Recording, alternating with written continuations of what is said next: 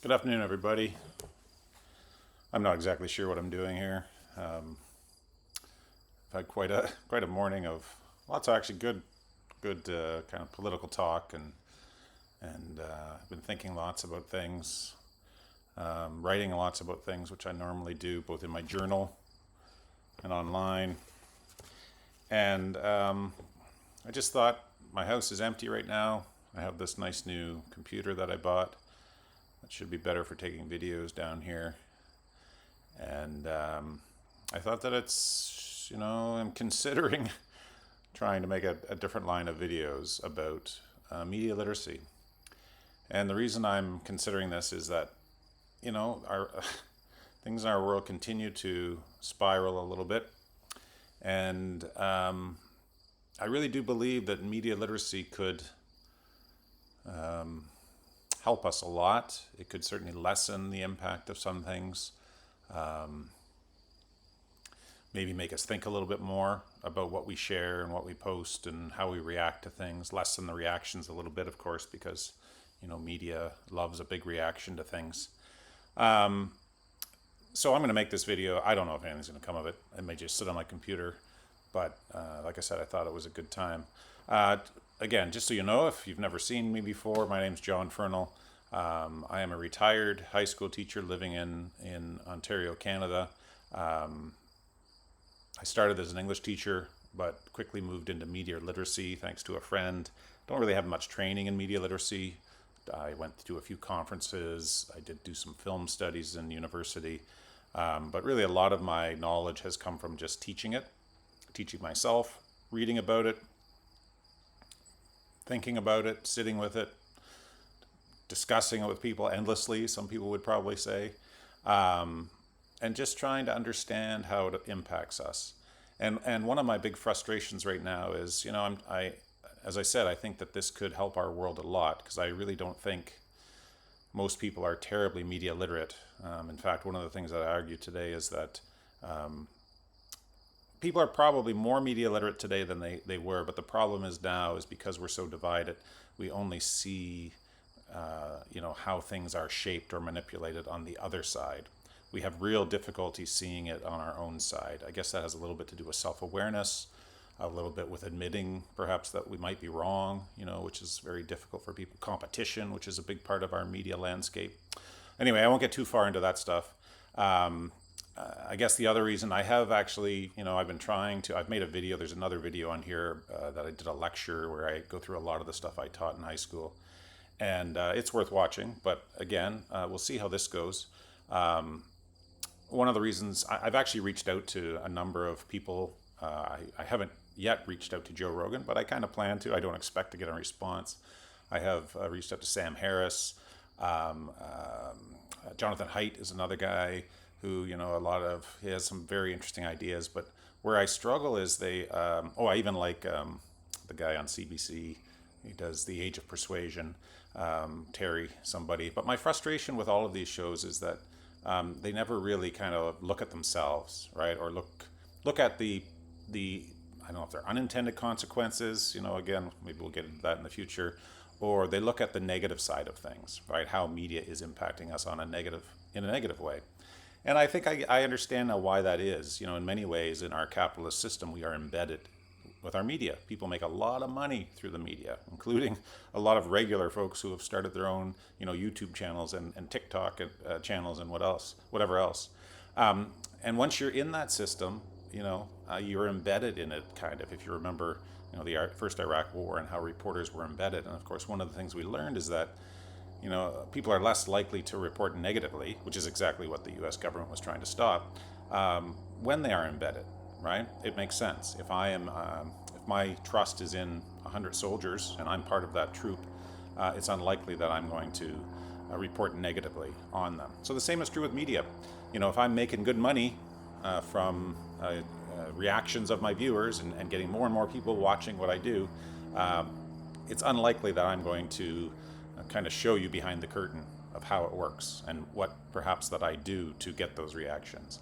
So my goal, if this is going to work, I'll probably just call it Media Monday, and I'll explain that Really, that's just in my class. I used to give over Mondays to my media class to talk about anything they wanted to, and often they were the best days of the week. We had some really good discussions, and I learned a lot, sometimes more than my students, but I hope they learned a lot too.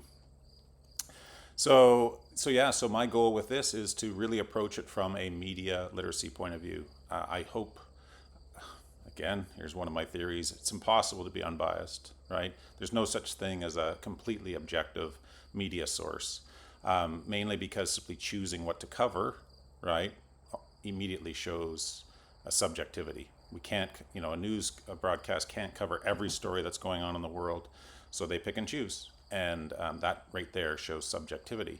So I'll start with that. That there's nothing that's, even this is going to be somewhat subjective. The fact that I'm focusing on the media shows subjectivity. I will try my best to not be biased or show too much bias. I'll try my best, if it continues, to focus on both sides, all sides, and how they often manipulate us with the media. Again, I have a friend who says I shouldn't use that word manipulate, but there are times where it sure feels like they're trying to manipulate us.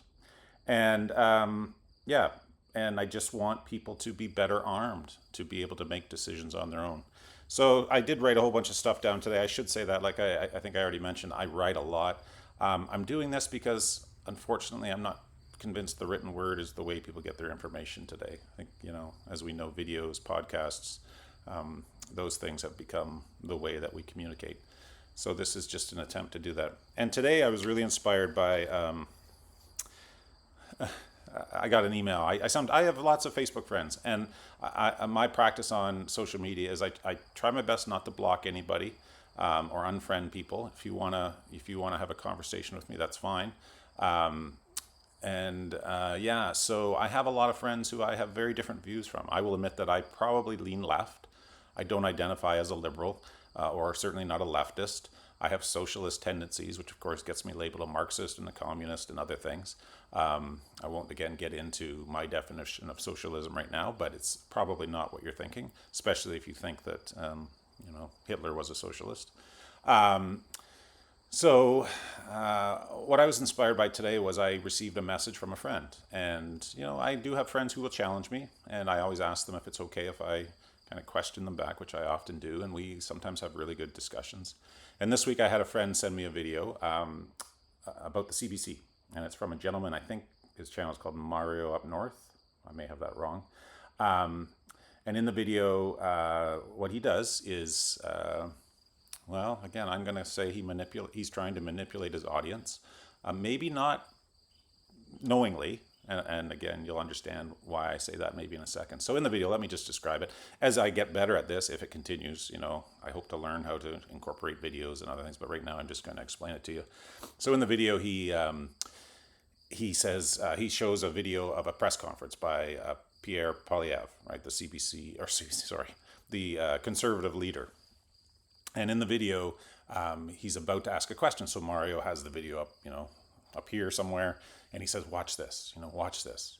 And as the question's being asked about, I think it says something about the state-funded media, which there's subjectivity. Our language is full of it.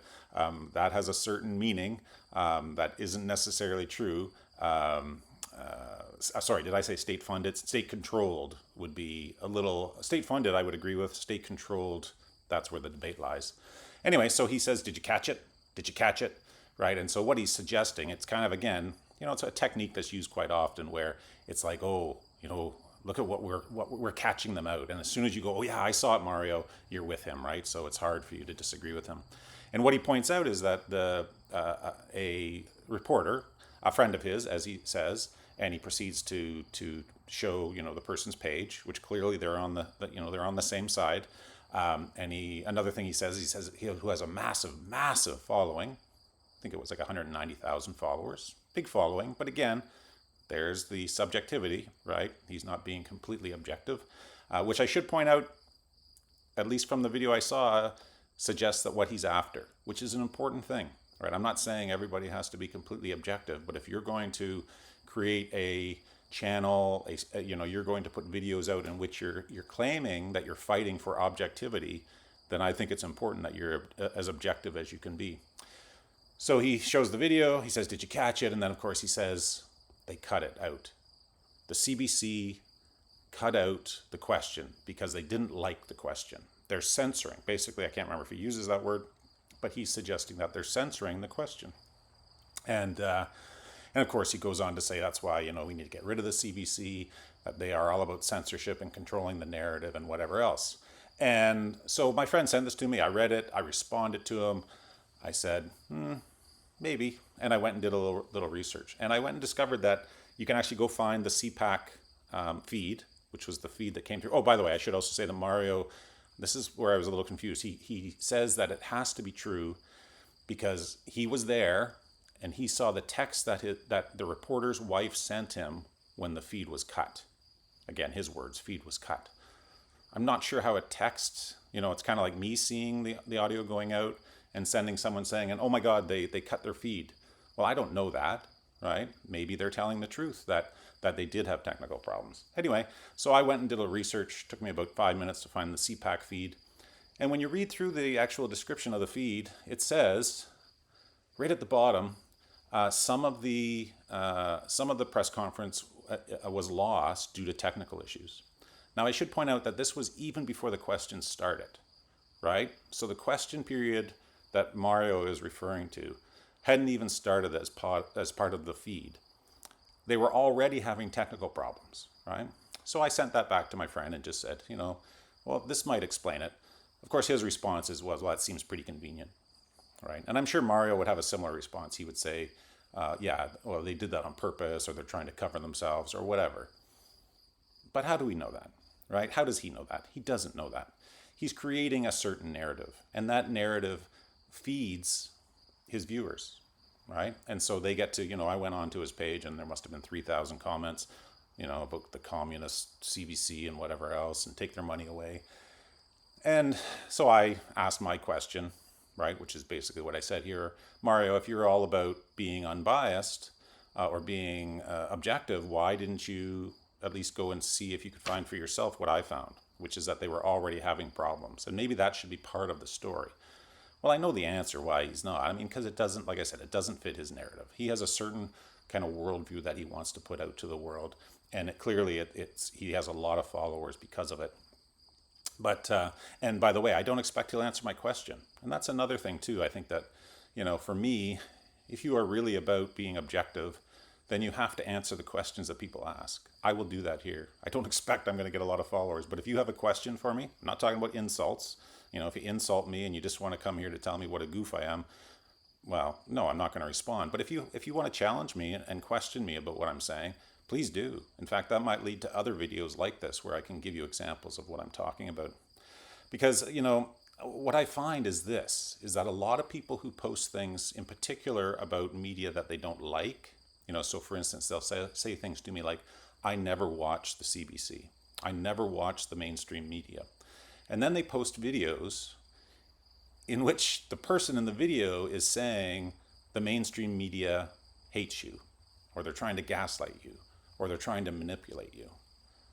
Well, by my logic, it's the video that you're watching that's trying to manipulate you, especially if you don't watch the mainstream media. What does it matter, right? How is it manipulating you if you never watch it? What's happening is people are taking that information. They are sometimes misinterpreting it. They're giving it a certain angle. They're using it, right, to get a reaction. And the truth is, I can't speak for Mario. I don't know how all these social networks work, but I imagine he's making money from this, right? And of course, the more followers that he gets, the more reactions that he gets, that's how all media makes money. I don't, at least yet, and I don't expect that I probably will. But, once you get up to a certain level, yes, you can start making money from it. And so it makes sense, right? When I go back to where I started with that idea of embedding, once you see the money start rolling in, it must be very hard to do anything other than what has brought that money in. So you keep kind of feeding that machine, right? I'm not sure that gets us any closer to the truth. If we want to be honest, if we want honest media, then we all have to be honest in how we respond. Because right now it seems to me like we are living in a world where there are two huge forces that are trying to manipulate us on either side. Right? They're trying to move us. They're not necessarily trying to bring us freedom, which they both claim, of course. They are trying, well, unfortunately, because in our system, money is everything. They are simply trying to make more money. I'll leave it at that. I'm not sure I covered everything I wanted to, but like I said, this might just live on my computer for the next 10 years, so who knows? If you're watching, clearly I changed my mind and posted it. I hope it makes sense. If you have questions, if you want me to deal with something that you've always wondered about and to put a little thought into it and give you my views, feel free to leave a question below. Feel free to message me, whatever is easiest for you. All right, I hope all is well. By the way, I just want you to know, I think you saw it, my shirt is not saying war is good, right? This is a good week for this too. War is not the answer. I do not believe that violence is ever the answer. Peace out. Thank you. Bye.